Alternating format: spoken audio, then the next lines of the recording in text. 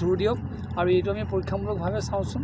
আৰু যদি এইটোত আমি কৃতকাৰ্য নহওঁ তেতিয়া আমি নিশ্চয় চিন্তা কৰিম মই না মুখ্যমন্ত্ৰীক লগ কৰি সেইটো কথাই ক'লোঁ যদি আপোনালোকে বোলো ইমান পইচা পানীত পেলালেই এই 1 কিলোমিটাৰ যদি কাম কৰোঁতে যদি পানীত পৰে সেইটো বোলো আমাকে দোষিব আৰু মই তেনেকৈ কৈ থৈ আহিছোঁ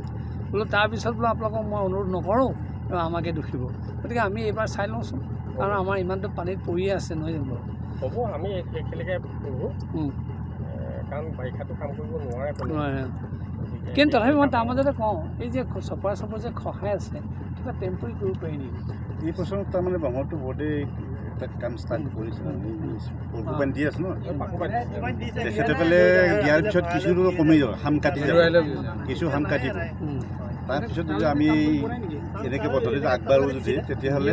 পিছলৈকে গোটেইখিনি ঠিক আছে এটা কাম কৰক কাৰণ মই কিন্তু পাৰ্ক ৰ'ব 1 ছেকেণ্ড ৰ'ব মই কিন্তু পাৰ্কৰপানীত বিশ্বাসী নহয় মই নিজে দেখিছোঁ আজি 50 বছৰ পাৰ্কৰপানীত চব পানীত তথাপি তেখেতসকলেও কৈছে আপোনালোকেও যদি কয় যিখিনি মানে খহনীয়া লাগি আছে ইমিডিয়েট যদি সেইটো কাৰণে ৰক্ষা কৰে বুলি ভাবে অলপ দিয়ক পাৰ্কৰপানী আমাক তাৰমানে পৰশুপানীটো যিমান হাৰত হেৰি কৰি তাক বন্ধ কৰিব ঠিক আছে যদি পাৰে শেষ কৰিব নোৱাৰে কিন্তু তাৰ হাৰটো কমাব ঠিক আছে যদি পাৰে আপুনি সেই কামটো তাত কৰি দিয়ক অস্থায়ীকৈ কিন্তু এইটো মেইন কাম হিচাপে লৈছোঁ আৰু এইটো ছাকচেছ হ'লে দেখা পাব তাৰ নেক্সট ইয়াৰত এই অঞ্চলটোত এই কামেই হৈ যাব ভকত চাপৰিটো বান্ধি দিলে বৃহত্তৰ নামনি মাজুলী অঞ্চলৰ সুৰক্ষাৰ বাবে চৰকাৰী পক্ষকো দাবী জনাই আহিছে আজি ৱাটাৰ ৰিচোৰ্চৰ লগত আহি পেলাই ভকত চাপৰিৰ মুখতে সোমাই অহা খুঁটিটো বন্ধ কৰাৰ কাৰণে মুখ্যমন্ত্ৰীক আহ্বান জনাইছে কি ক'ব এই মুহূৰ্তত আজিতো আমাৰ নিজৰ তিথি আছিলে লীলাকান্ত খাচৰ তিথি মই তিথি এৰি থৈ গুচি আহিছোঁ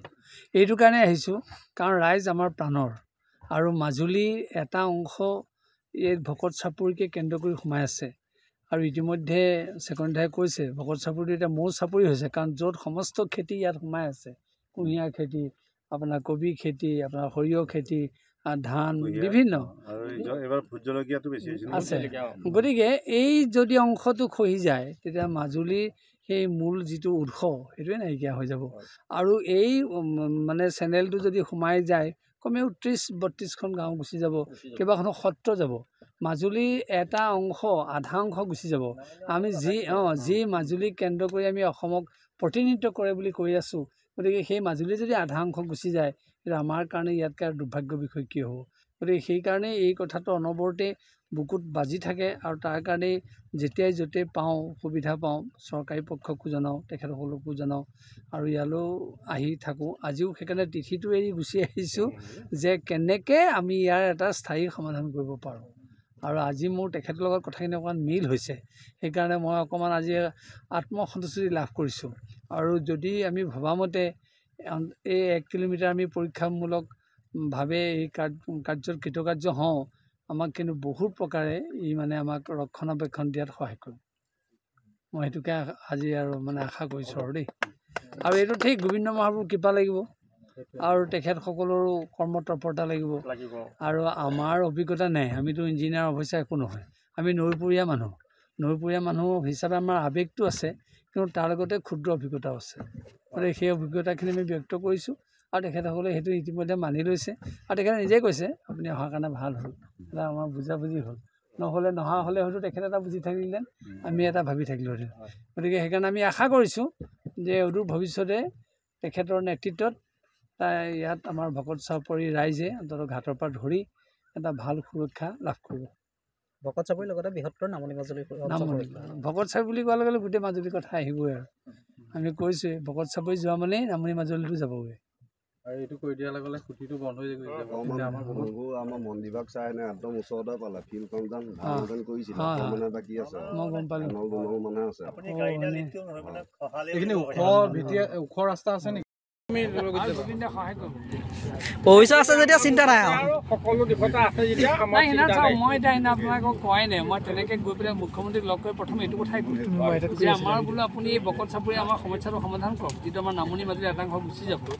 তাৰ তেখেতে লগে লগে সেইদিনাখনে এইখিনি কৈছে দেই মই পীয়ুষ হাজৰিকাক ক'ম আৰু বোলে বিভাগীয় কৰ্তৃপক্ষক ক'ম সেইকাৰণে তেখেতক ক'লে আৰু তেখেতে এইকেইদিন মানে জয়ন্ত যোগেদি মোক বিচাৰি আছে আৰু ময়ো ক'লোঁ বোলো মই ঘূৰি ফুৰিছোঁ গম পাইছেনে কালি আকৌ দিল্লীলৈ যামগৈ কালি আজিৰ দিনটোত এখেতক মানে আজি সুযোগটো লৈছোঁ আমাৰ END ডিপাৰ্টমেণ্টৰ মাজুলী জিলাৰ কাইলৈ এটা বৰ ভাল কামলৈ ওলাইছোঁ দেই মানে জৱাহৰলাল নেহৰু ইউনিভাৰ্চিটি দিল্লীত আমাৰ সত্ৰীয়া সংস্কৃতিৰ ওপৰত এটা বক্তৃতা দিবলৈ মাতিছে মাজুলীৰ পৰা প্ৰথম দেই আপোনালোকে আমাক আশীৰ্বাদ দিব দেই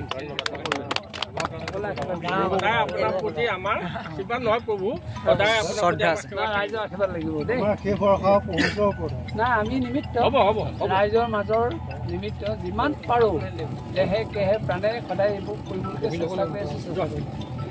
তালিকা পঢ়ি চাইছিল আৰু এই ভকত চাপৰিলৈ সোমাই অহা তুনিমুখটোৱে ভকত চাপৰি খহনীয়াৰ মূল কাৰণ হৈ আছে এই তুনিমুখটো বন্ধ কৰাৰ লগতে ভকত চাপৰিৰ লগতে বৃহত্তৰ নামনি মাজুলীৰ বাসী পৰীক্ষা দিয়াৰ স্বাৰ্থত যি ৱাটাৰ ৰিচৰ্চৰ ডিপাৰ্টমেণ্টৰ মানুহ লৈ আহিছে কি ক'ব এই মুহূৰ্তত এই বিষয়টোত আমি আজি ভকত চাপৰি ৰাইজ সম্পূৰ্ণ আনন্দিত হৈছোঁ আৰু তেখেতসকলে অইন নহয় আমাৰ আউনীআটী সত্ৰৰ শ্ৰদ্ধাৰ পূজ্যপাত সত্ৰাধিকাৰ প্ৰভু ঈশ্বৰে এককভাৱে ভকত চাপৰি অঞ্চলক